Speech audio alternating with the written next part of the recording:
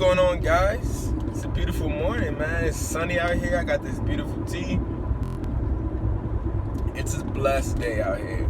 One thing I wanted to talk about this morning, guys, is how does one accomplish that which he desires in his mind. And the way that I've learned to do this from the teachers that I've read from is the power of transmutation.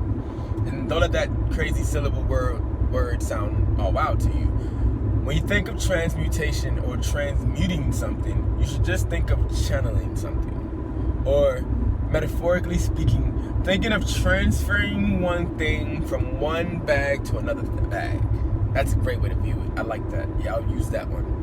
I got this water right here, but I really need this water over here. If I could put this water over here, it would be perfect. And they said, the system said, if I put this water over here, I can get stabbed. You hear me? So, the over here is your brain. Listen. So, the human brain responds to an approximate amount of stimuli. You know, we only have a certain amount of senses. So, naturally, you can have micro instances of stimuli, but you're going to only have like a certain amount of base stimuli. So, the way that we categorize the strength of the response is through the person's chemical response and mental response and body response. And you can kind of adjust how someone will respond dependent upon the amount of stimuli you give them and, you know, their classic conditioning before the stimuli is presented. Shout out to Sigmund Freud on that one, because that just came back to me. So, let me please not lose my point, because y'all know, you know what, let me take a vape. Shameless plug, it's time for a shameless plug. VapeBright.net is in my bio. On Instagram is whoisdright. SoundCloud is soundcloud.com/whoisdright. So, when you're presented with a certain amount of stimuli, the brain says, hey, ding, ding, ding, ding, ding. The brain is just nothing more. The brain is incredible. The brain has a radio detector on it, if you will. You know, the brain all day is interpreting different sensory input. So the brain goes, fuck. Sorry, I trimmed this. That's how we're gonna have to do it.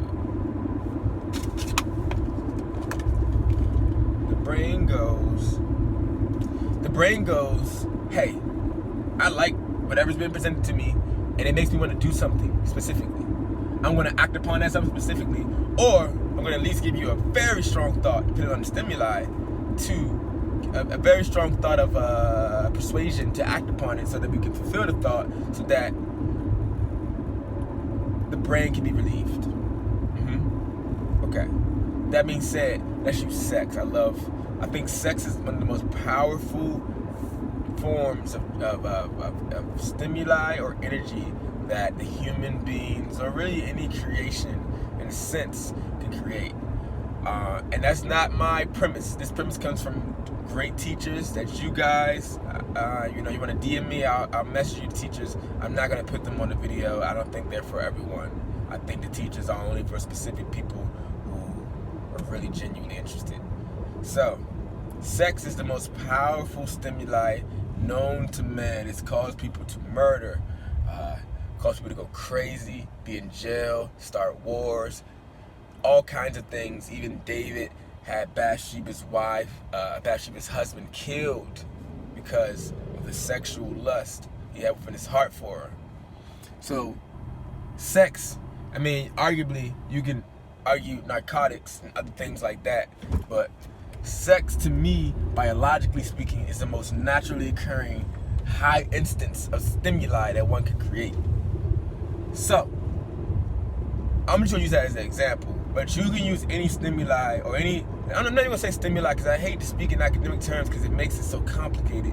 You can use anything that's presented to you that makes you feel like you want to do something to make you do something else. Pause. Think about that.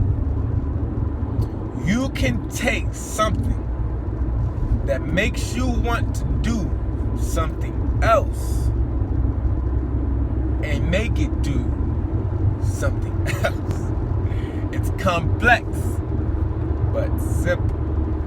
What I mean is, if I see a gorgeous woman, I'll make it real for you. I like to make things real because I'm with y'all in this hunt, in this struggle, in this jungle. I saw a gorgeous goddess yesterday. Gorgeous goddess. I mean, to me, it was apparent that she was more than just a woman. You hear me? It's some women you know, it's like, you know what? The way that she walks, the grace that she carries, the aura that's around her, that's a goddess. You can't convince me that's a mere being right there. That's another story for another day. Anyway, so I felt myself go, whew, she's attractive.